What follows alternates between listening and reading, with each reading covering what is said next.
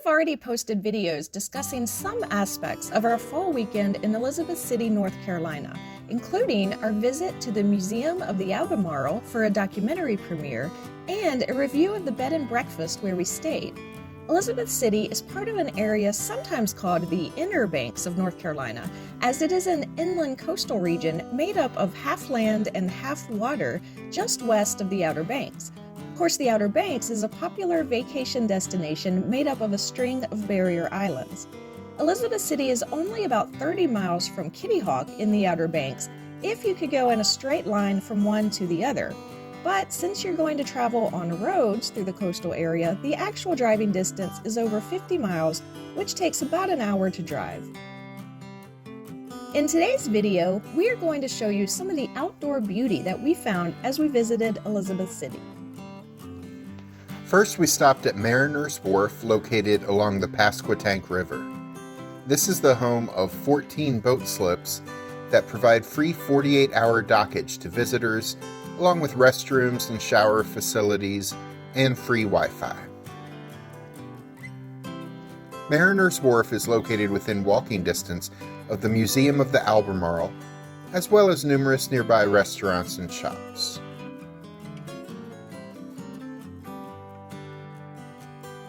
A small area of green space here is home to the downtown Waterfront Market, held Saturdays from May through October.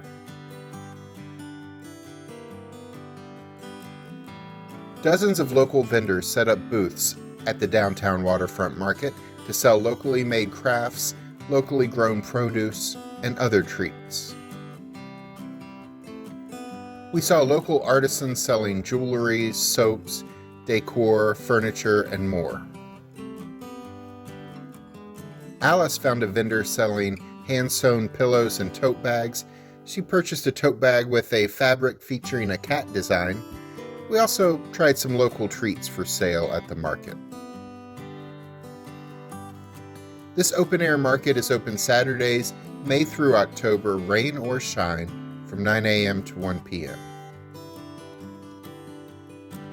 In addition to the market, Mariner's Wharf is also used for a summer concert series and even a Mariner's Wharf Film Festival that's held annually.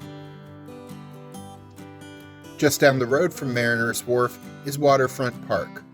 Also along the river, this area provides 2 boat ramps, picnic tables, and a pavilion looking out over the water that is a perfect venue for small outdoor weddings. The dome of this pavilion is a bit of a historic landmark, as it used to be part of the entrance to the College of the Albemarle, and it was saved from demolition and used to create this pavilion at Waterfront Park. The area also has fishing charters and kayak tours of the local waterways that depart from this area. Next, we visited the Fenwick-Hollowell Wetlands Trail on the campus of the College of the Albemarle. This is a 3,440-foot boardwalk through a wetland habitat along the Pasquotank River. This is a great place to see birds, insects, turtles, and other animals that are drawn to the river.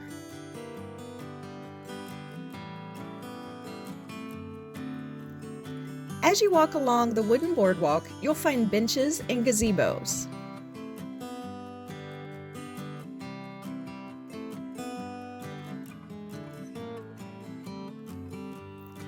This trail is part of the Kids in Parks program, a national campaign to get children active and healthy in outdoor spaces. They also hold an annual summer day camp at the College of the Albemarle that features free events teaching about the river and the wetland habitat in the area.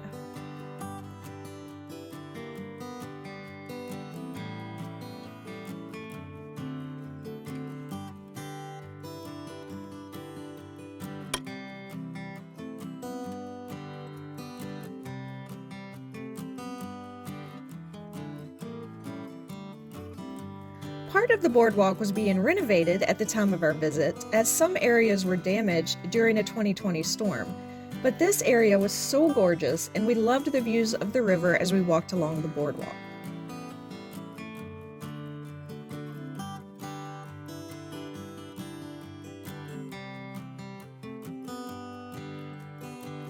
Finally, we visited Charles Creek Park, a 3-acre park that includes the Dr. Martin Luther King Jr. Educational Boardwalk for children. There's a plaque honoring Dr. King that includes the quote, "The function of education is to teach one to think intensively and to think critically. Intelligence plus character. That is the goal of true education." The Educational Boardwalk, which is not only used by children but also by a seniors walking club, provides an opportunity to walk on a wooden boardwalk above the wetlands near the water.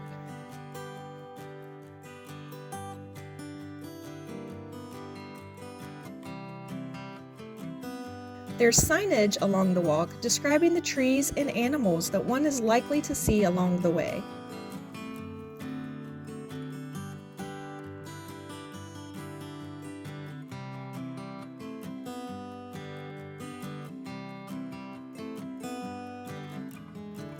This park also has a small playground for kids to enjoy and a relatively new large covered picnic shelter with grills that can be rented if you wish to have a large event at the park, or it can just be used by the general public if it's not being rented. Several people were fishing at this park when we visited, and there's also some green space where families can play. Finally, if you're a history buff, there are signs all over town talking about the city's history in the Civil War, or as part of the Underground Railroad,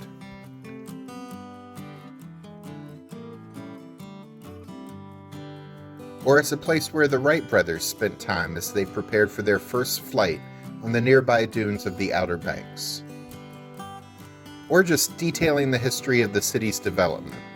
As you walk through the town, you can learn about the historical significance of things that took place on the ground you're standing on.